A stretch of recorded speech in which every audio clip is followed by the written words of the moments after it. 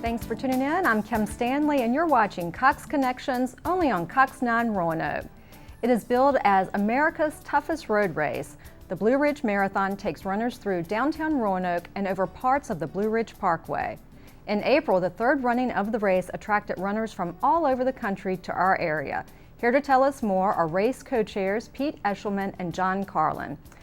Wow, what a great event for our valley. So congratulations to both of you. This is the third race, correct? Third one, that's Third right. one, Yeah, thank you. Yeah. So tell me a little bit about it, how it's evolved and changed over time.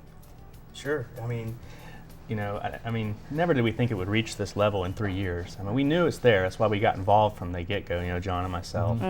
We saw the potential there. It was 3 years ago, we said, we really didn't have a signature event in Roanoke that would attract people from outside of the area. And so we got together with this notion, and it was in conjunction with the 75th anniversary of the Blue Ridge Parkway.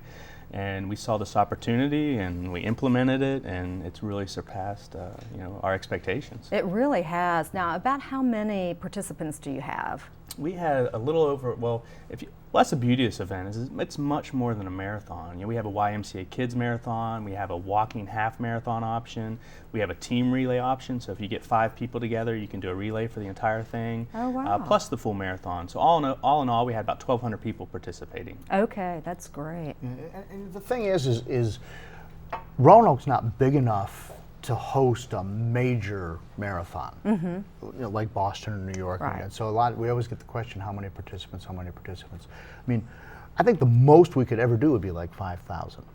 And the key is, really, for us to be successful, is for the event to happen as flawlessly as it possibly can. There's so many logistical things. Every time you have to cross an intersection, there's somebody that has to be there to man it. There's the police have to be involved. There's neighborhoods that have to be involved. When you do the relay, you got to have buses to pick people up and drop people off in different places along the course. We have the Down by Downtown Music Festival, and so logistically, this thing is huge. It sounds like it. And this year we added a pasta dinner and a speaker the night before. Oh, okay. But so to us, success is going to be to continue to go forward and to grow a little bit every year. And we've been up about, 20% year after year after year? 20% this year. Okay. And start to get some national publicity for the event. So we put on a first-class event for the runners, but the nice thing about having a marathon with 26.2 miles is you can connect our beautiful downtown farmers market and start at the Taubman, and then you go up Mill Mountain, so you see Mill Mountain, you see the views of the valley, then you go up Roanoke Mountain, you see the Parkway. Now, do you change the path or the layout, the course? Yes. Not on purpose. Okay. This is the first year we've been able to run, our ideal course. The first 2 years, we weren't able to run a section on the Roanoke River Greenway because a bridge was being built. Right. The first year and the second year, there was a little bit of rain, which caused a lot of flooding in the river, so we weren't able to do that section. So again, the first year we didn't have the Peakwood in South Roanoke, which is our third major climb in the event. And so we've added that in over the time, and that's what's been able to get us up to really being known as America's toughest road marathon. Right. Is the difficulty of that. Right. So we really feel that we're at our ideal course. We're at the ideal course.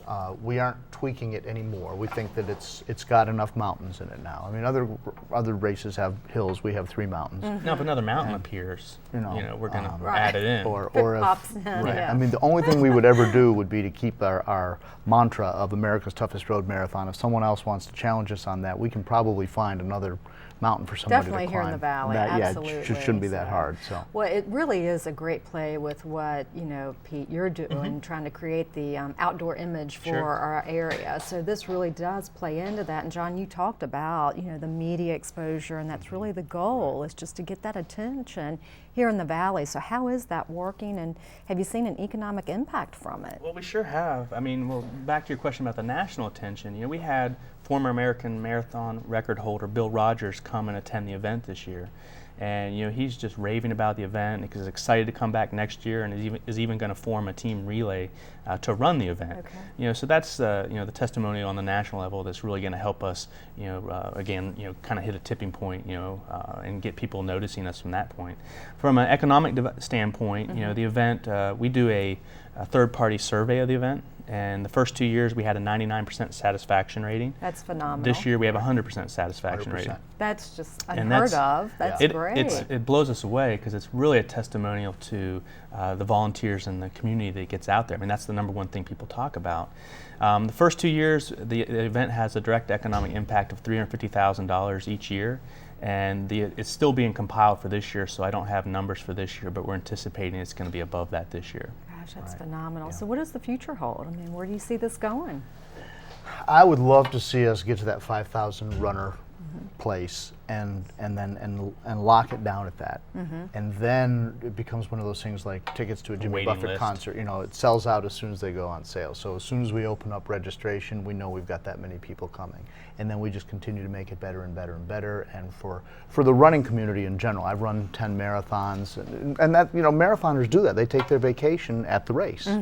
But I've run all over the country, in Ireland and that sort of thing.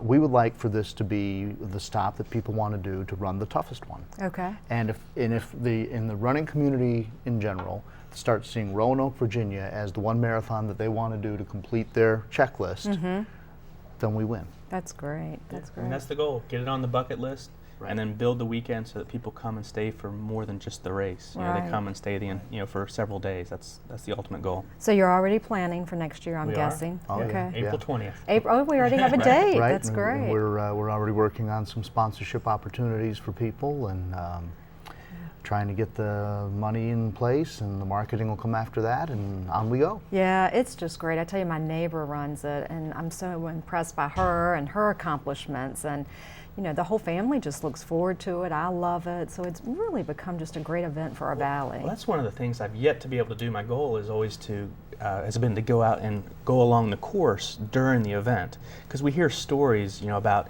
neighborhood block parties and what people are doing out along the course, but we've yet to be able to witness it ourselves. Oh, wow. We're so busy just handling the logistics and day of. Yeah, and, yeah, so exactly. that's Well, thank you, both of you. Just a great job, Pete, John. Good to see you as to see you always, too. and thanks for what you're doing here in Thank the you. community. Really appreciate it. Thank you. All right. Before you go, I want to personally thank you for choosing Cox Communications for your entertainment, information, and communication needs. We know you could have chosen another provider, but because you chose us, we promise to provide you with quality products backed up by a talented local team of professionals. I'm Kim Stanley, and I'll see you next time on Cox Connections.